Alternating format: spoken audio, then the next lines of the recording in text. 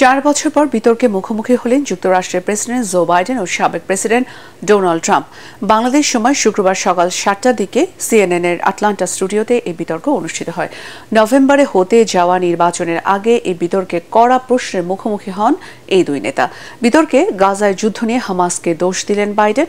আসিফুর রহমান সাগরের রিপোর্ট। বিতর্কের শুরু থেকেই দুই নেতার মাঝে উত্তেজনা ছড়িয়ে পড়ে। মঞ্চে উঠে প্রথা অনুসারে করমর্দন করেননি ডেমোক্র্যাট প্রার্থী জো বাইডেন ও তাঁর রিপাবলিকান প্রতিদ্বন্দ্বী ডোনাল্ড ট্রাম্প।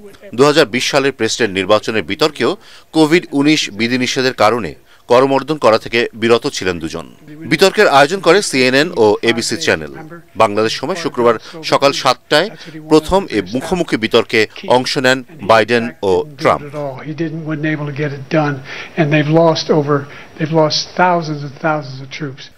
ওয়ালটন এসিতে ইনস্টলেশন একদম ফ্রি।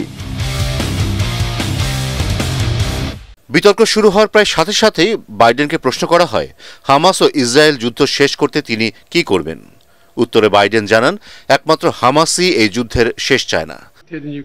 একমাত্র হামাসই এই যুদ্ধের শেষ চায় না, হামাসকে নির্মূল করতে হবে। অর্থনীতি ইস্যুর পর একে একে গর্ভপাত অধিকার, কর, স্বাস্থ্যসেবা এবং আফগানিস্তান থেকে সেনা প্রত্যাহার নিয়ে বিতর্কে জড়ান বাইডেন ও ট্রাম্প।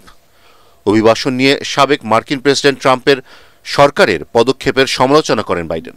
ট্রাম্পের আমলে এমন একটি পরিস্থিতি দেখা যায় যেখানে অভিবাসন প্রত্যাশী মায়েদের কাছ থেকে তাদের শিশুদের নিয়ে যাচ্ছিলেন ট্রাম্প, পরিবারগুলোকে আলাদা করে ফেলছিলেন।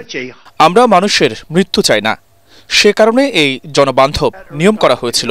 এবার টেলিভিশন স্টুডিওতে বিতর্কটি অনুষ্ঠিত হয়। আগের বিতর্কগুলোতে দর্শকদের উপস্থিতি থাকলেও এবার তা হয়নি, ফলে দর্শকদের প্রতিক্রিয়া সরাসরি দেখার সুযোগ ছিল না এই বিতর্ক অনুষ্ঠানে। বাইডেনের প্রচার দলের অনুরোধে এ ব্যবস্থা নেওয়া হয়। এছাড়া বিশৃঙ্খলা এড়াতে এবারে বিতর্কে একজনের বক্তব্য দেওয়ার সময় অন্যজনের মাইক্রোফোন বন্ধ রাখা হয়। আসিফুর রহমান সাগর, এটিএন বাংলা।